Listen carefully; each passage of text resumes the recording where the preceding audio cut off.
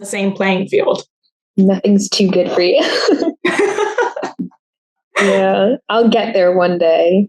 Yeah, you're already there. Put it in your mindset right now. Yes. You're already there.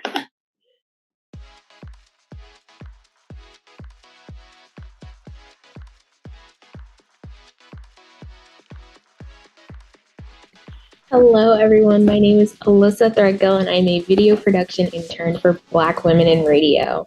I'm so excited to introduce you to my guest today. She's an award-winning entertainment journalist and host that has the ability to ask thought-provoking questions to A-list celebrities. She is best known for being a contributor for Variety, as she has reported on red carpets as well as press junkets for numerous television shows and movies. Please welcome the fabulous Sade Spence.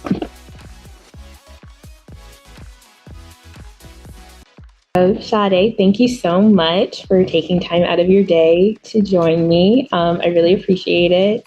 The first thing I wanted to ask you was what inspired you to go into the broadcast media industry?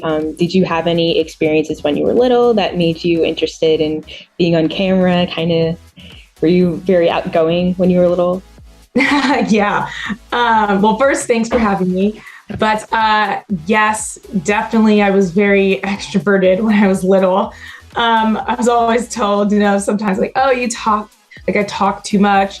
But my mom was always the type that's like, she can talk as much as she wants, because my mom was very encouraging of like, children getting to like express themselves and be who they are, to really grow into whoever they are. So I talked a lot, and I was always very curious too. Like I always asked a lot of questions. So I think naturally I already had sort of that, I guess, sort of some of the traits you would already find in somebody who works in entertainment and entertainment reporting in this industry. And I think, some of the things that really inspired me is when I was young, I would watch like, MTV or, BET's 106 in Park. And I just found it very interesting how, even at that time, probably not even having the words to really put it together, but the way like culture was really like expressed through those mediums in like a different light. And, I always was struck by how, like those sorts of platforms used music and youth culture to really like talk about like voting, or to talk about like, like travesties like hurricanes and things like that, and to try to get like people into donating funds. And I thought it was really interesting where like news intersected in that way. And obviously I'm watching it and paying attention, and I'm like a child. So I remember those sorts of things really inspired me. And I remember seeing Suchin Pak as one of like the early VJs who I noticed would like deliver the news on MTV, in between music videos. And, I'm like paying attention. I thought this is so interesting and I want to do that. I want to talk about like movies and television and why it's important and why we watch them in the first place, and be the one who's able to help, deliver in telling those stories by, asking questions. So I'd say that's really what gave me sort of a spark and a bug from the beginning. And then in school, I used to always try to turn things into video projects. And my sisters, I have 3 sisters, we all have very active imaginations. So when we were younger, we would, record a lot of stuff that we would do. And funny enough, I was always like, yeah, let me be like a news reporter in this, or let me be the host. Wow. Yeah. From really little. And it's so funny when you watch back. Yeah. So it's just kind of, it was all on the same track. Funny. And you did it. You manifested it. Yeah. Yeah. Oh, I love that. That's awesome. So this is something I wanted to know because we have met and we've talked a little bit before, but I wanted to know, I've seen your reels. I wanted to know what your first celebrity interview was and how much you think you've grown to be able to be a little bit comfortable talking to really famous people and not be too nervous. I wonder what that was like for you. I wish I could remember who my first interview was. It's kind of hard, I think, to remember in a way, because at this point, I think I've interviewed so many people. So I can remember some early ones, but I remember I interned at a station in Los Angeles. So Los Angeles, a lot of our like local news stations actually have entertainment departments. So I interned at KTLA, and one of the first carpets they sent me to was the American Music Awards. So maybe you can understand why now it's like more of a blur, because it's like, this is like one of the biggest award shows. I like, how am I going to handle this? But I remember I did go with another intern. So it was the two of us. So that also kind of helped. And I think she had been at one before. I was nervous. I was really nervous. And I think at that time I was still getting a grasp on, or maybe wasn't even fully aware of, let's see, how do I put this over? Of like the power that you do hold as being somebody in media and as a reporter. I don't think I was as aware. So I was still more on the nervous side of like, okay, I'm going to try to get this interview. And it's like, and today I'd be like, oh, I'm getting that interview. Like I'm getting it. I'm going, like I'm already gone right. to get it. But I think, back then it was still, I was more intimidated, definitely is what I would say. Oh. And now I'm more like determined if I want to get that interview and I'm somewhere, or, I have another question that I want to throw in. I'm going to find a way to throw it in before they come and tell me. Yeah. So that's how I think I've grown. And which you remember me talking about in the coaching program is like, you do have power as somebody in media and you have something important to say. So, and it's also all part of a cycle when you're really aware that they're also there because they need the press and the promotion and all of that. You're on the same playing field. Nothing's too good for you. Yeah, I'll get there one day. Yeah, you're already there. Put it in your mindset right now. Yes. You're already there. Oh my goodness. Okay, so this is a big question for me because I think about this a lot, and I've actually started to make a list of all the people that I'd love to interview someday. Mm-hmm. And is there anybody that you haven't interviewed that you would really, really love to sit down and talk to? Ooh, yeah, that's really good. Definitely Oprah. I've never been at the junkets where like Oprah's there, because she said, that's one of the best ways, honestly, to get to interview Oprah is because she's in a movie. It's like, what? You talk to Oprah? And, from what I see, she's so just like willing to talk because she comes from that same, background and is so like open. And I would just love to chat with her and just, see her as like a human being as well. And also just be like, oh my gosh, like what an inspiration, because I've never forgotten the story of where, she was fired from her first job and like, turns it around and now has her own show and own TV network. A show to a network. And now it's just, larger than life, really. But, I would just love to talk to her more about like that whole arc and trajectory and how she like got through all of that. And she has so many stories because, then she got into acting and then she has like her struggles with that, even though she's somebody who's come from being already on television, a very public figure. So like, just so much. And she's always just so supportive of like the community and like just youth in general. And yeah. Well, my next question is kind of similar to the one I asked you before that kind of stumped you a little bit, but have you ever interviewed someone that you were a huge fan of? And like, have you ever like told somebody like, oh my gosh, like I've been a fan of you for so long? Like, have you ever had that moment where you kind of, I don't know, kind of crawl out of your own skin? You're like, oh my gosh, this person that I've loved for so long. Has that happened to you? I don't know if I've ever been like completely lost because I'm so starstruck by them. But if I'm a fan of somebody, the cool thing about being in entertainment is you can essentially kind of tell them because they like to hear that. And we'll probably get to that when we get to it in my coaching program. But, being to relay being able to relay like that you are somewhat of a fan, or even if you don't want to say you're a fan, you can show how you know knowledge of their work, and that is appreciated and respected. So if you don't want to like be like, I'm a total fangirl, because there is a line there, you still don't want to be like, sign my t-shirt, you know, like, no. But, you know, saying to somebody that, you know, I really enjoyed your work or something, and you bring up, you know, something important about their work, and you connect it to maybe an arc of where they are now or whatever. I've definitely done that. I'm trying to think of somebody that I've really been like, OMG. I will say one that I do remember is speaking to Angelina Jolie. And I remember the moment I actually felt a little starstruck was actually because I saw her before the interview started, and it was outside of the interview room where they were like walking in, like she was walking in with Michelle Pfeiffer and Elle Fanning. And I remember because I was like looking down, like looking at my notes or something, and I looked up, we like locked eyes, and that's why it was like, oh, it's just like, oh my gosh, she's so beautiful, you know, and she's got a presence too. Mm-hmm. So I just remember that being like, oh, but I couldn't think it happened there because the interview was fine.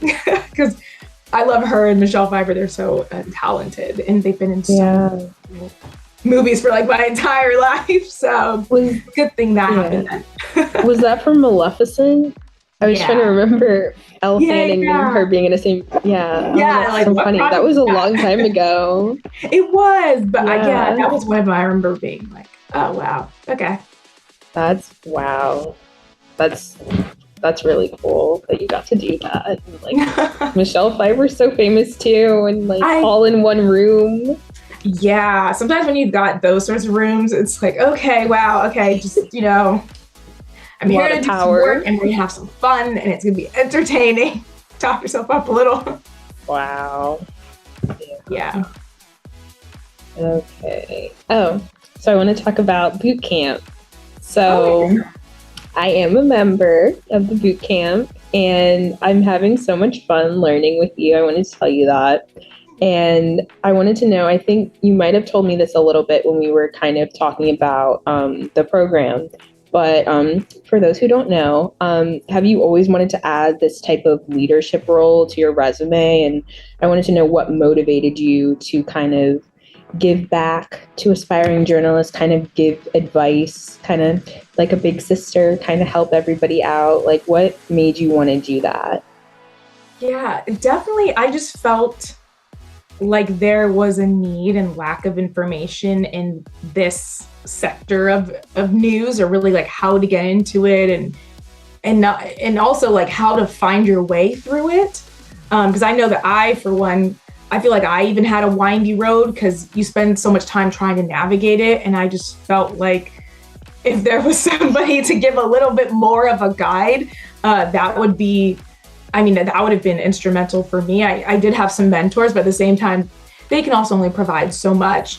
But I feel like early on, if I had the tools, some of the things that I'm going over, you know, in boot camp, like if I had those tools already, I could have probably saved more time, saved more stress, and focused on the things that I think are really important to the craft.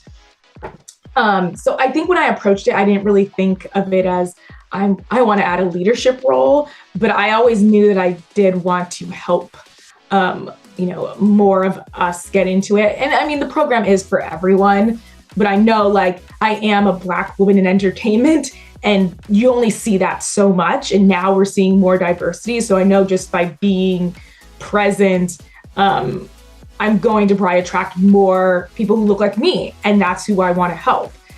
And over time, I also started to get a lot of emails from, you know, interested folks, and I would spend the time to respond to everybody as much as possible. And I really started to think like, what can I do to really help people take the next step and be more active into, you know, getting there and helping them out. So that was really how I got into starting the coaching program.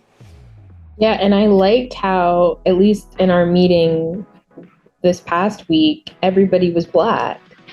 And I thought that was so incredible. And I don't know if it was like that for the first one, but okay. Everyone I thought that was it really felt like a supportive community, just because it is nice to see yourself in this area and it's not super common, as you said. So I thought that was a really great way, and I felt more comfortable. And I didn't think that would make a difference, because I'm used to being in classes where maybe it's me and one other person that's even a person of color.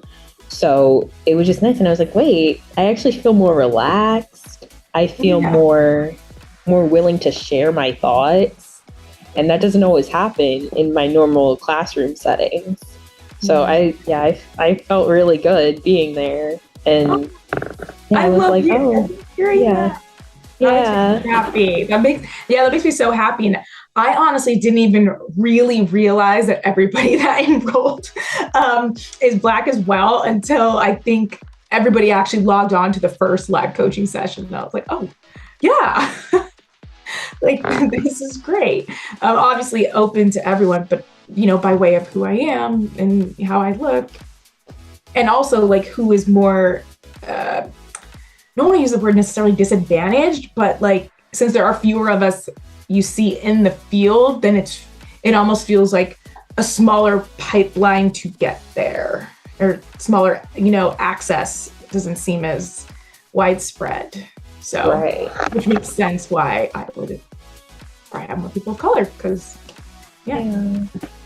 So I think you'll like this question. So as a Black woman, how do you make a voice for yourself when reporting at prestigious events? Because I know we talked about during the boot camp, we talked about how there are people that made little comments about what you were doing or about how you were getting your footage or conducting your interview, like little strange things like that weren't needed. But it's like, how do you hold your own? And you're there to do a job, and how do you keep it moving, keep everything the way you want it to be without letting the noise interfere with that? Definitely. A huge part, I would say, is definitely knowing that I belong. I belong just as much as you. I have all the credentials to be here, or you put the work into, I put the work in to be here. So if you want to watch me do my job, then fine. I'm like, better for me if you want to, watch me, do my interviews or whatever. So I think part of it is knowing that I do belong, and that, who knows, maybe they could be taking notes because they admire how much, I am in my own skin and I'm very much myself. And I think that's a huge part, is also making sure you bring yourself to the event. A huge part is knowing that you belong.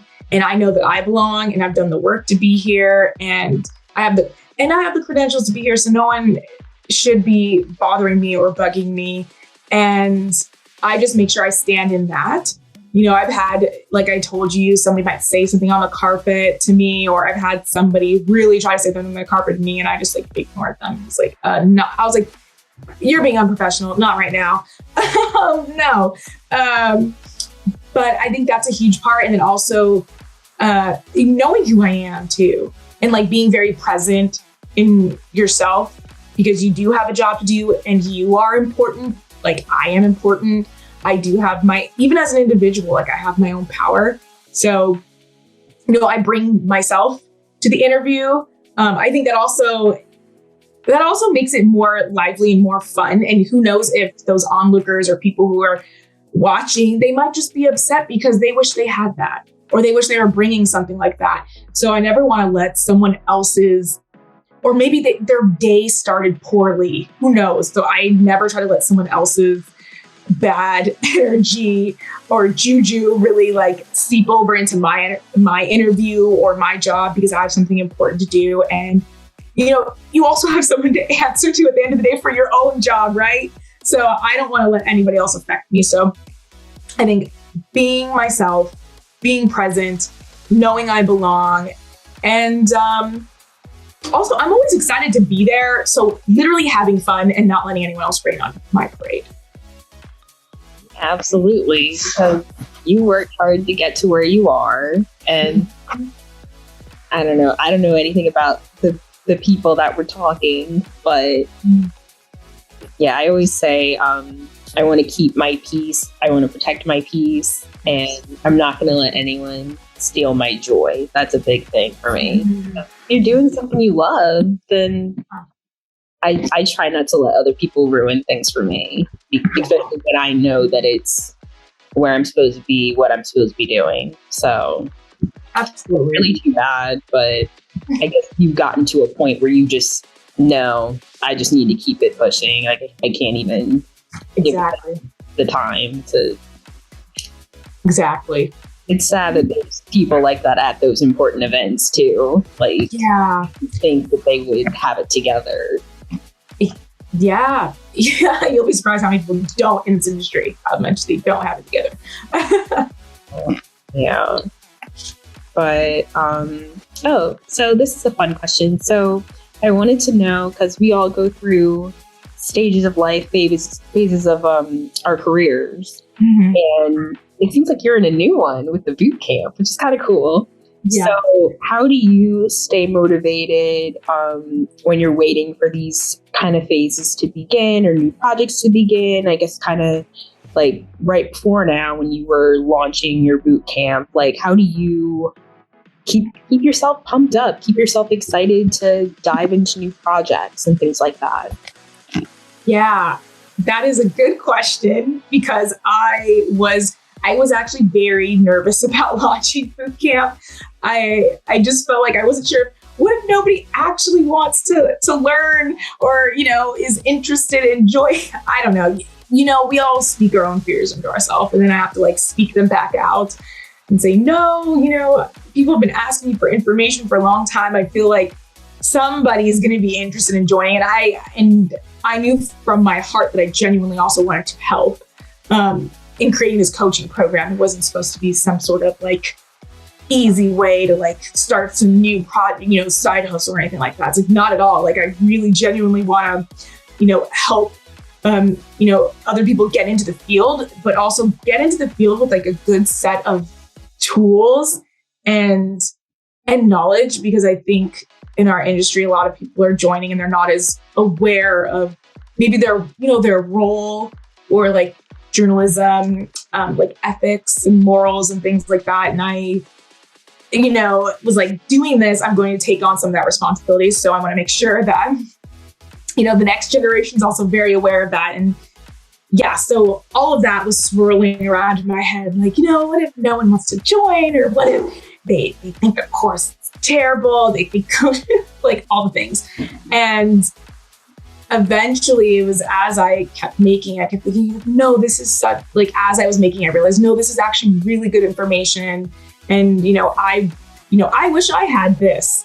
And, when I realized that to myself, I was like, okay, this is fine. I think it's going to be useful, and I think it's going to be great, and it's going to reach people and help change their lives. And that's what I want to do. And, my family, and my significant other would be very supportive. No, it's such a good idea. Keep going. So also having, supportive family and friends is very helpful. Yeah, well, I'm glad you said that, because it's actually the perfect thing for me, because I was actually feeling very insecure in my journalism program at school because I want to do entertainment, and that's not something that people really do here, or at least take seriously. So I was in a place where I was like, okay, I live in Philadelphia. I'm very, very far away from a lot of these entertainment markets. How can I still learn, still grow in this area without really having the experience that would be expected? I always say oh, I wish I could go to school in California. I wish I grew up in California or New York, or had these opportunities where it wouldn't be so challenging to get to these places. But I'm so glad that you made this program so accessible by making it remote, and that you can be anywhere, and all the lessons are online. So it makes it so that I can still learn and feel a little more confident in my abilities going forward, and have something to show for it too. So I think it's awesome. And I'm glad you came up with it because I don't know what I would be doing otherwise. Yeah. No, I love hearing that. Thank you for telling me. And also, when I reflect back on my time in college, I studied journalism in grad school, and it was a general news program. And honestly, pretty much every program is a general news program if you go to school for journalism. So that was also part of the lack where I noticed, the professors are great. They're coming from their own background, though. So it's typically general news based. And on top of that, a lot of professors tend to be older. So they've been removed from the industry as well. And maybe their forms of telling you how to network or how to use social it doesn't work.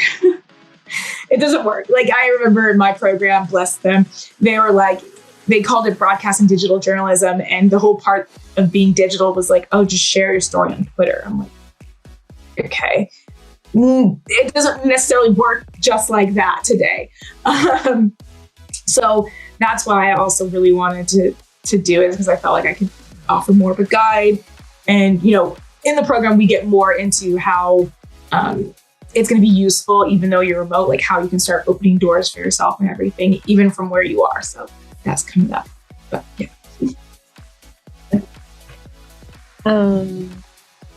Okay. So we've come to the point in the interview where you can plug any upcoming projects, anything you're pursuing. I know there's a bunch of movies coming out for the holidays and everything. Big jumble of everything coming up. But I also wanted you to share where people can get more information about the boot camp if they're interested. I know you wanted to do it again, like another round of people, right? Yes. So my coaching program is called Entertainment Reporting Boot Camp, because it's a boot camp. It takes place over a few weeks virtually, as we discussed. It's got a live coaching element, plus online modules that you can take at your own pace throughout the week, because then it leads up to live coaching where we go over everything and take it a step further with more discussions and, active activities.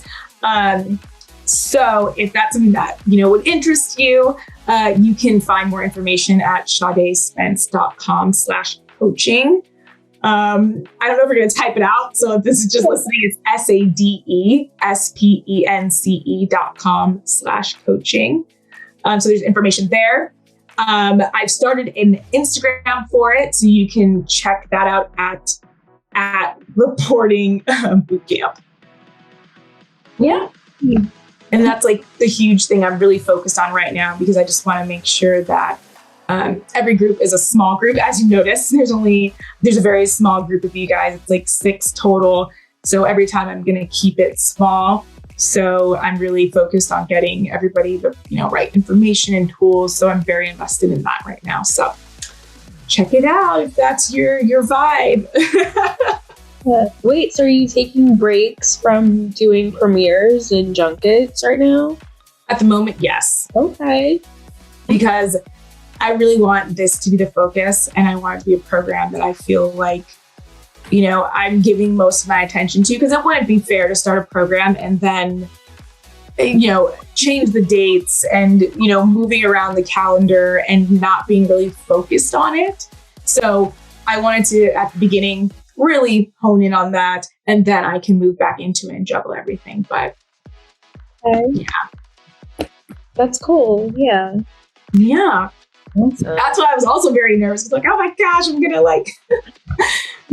really hone in on it, and I just want to take the time, but should I? That sort of thing. No, I think that's a good idea, because then you can really focus, and then you're more, I don't want to say focus again, but it's more, yeah, I know what you mean. It's thoughtful that you're dedicating time to this, so that if anybody were to need you for a project, help out. So yeah. I want to make sure it's like beneficial. You're not going to get stuff that you've heard before, or just something slapped together. Yeah, because you put together all the PowerPoints and everything, and all your videos, and Yeah. I can tell you put a lot of effort into it. So it's good to know because, like I said, it's so necessary for me. And I'm sure a lot of the other people that are involved too, like we need this. And like you said, a lot of entertainment jobs aren't posted. They're not advertised because I'm always on Indeed and LinkedIn and for companies, and there's next to nothing there most of the time, or it's something that isn't my area of expertise. Yeah. It's rough out there, and a lot of companies are firing people right now, and massively. It's very stressful kind of being in the beginning of that stage, and it's like, okay, is it like a thing where I could say maybe there's room for me now? Or is it a situation where maybe I could start opening myself up to other avenues where I could still dive in? It's tricky. It's really tricky. Yeah. But journalism's always shifting a little bit. And I think, some of those layoffs are because of the shift, right? They're trying to accommodate what's happening with social. Where are the eyes moving? And when it comes to entertainment, it's kind of reflective of the industry itself, where everything moves to like different platforms. So then people covering those platforms need to shift. And then how are they delivering the news then in that respect needs to shift.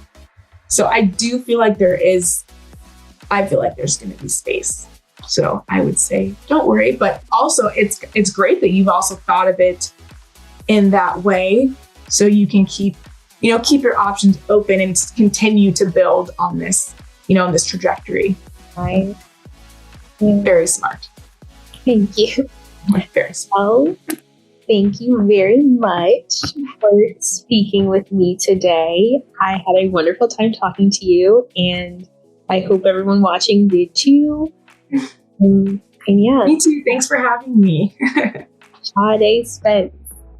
Bye.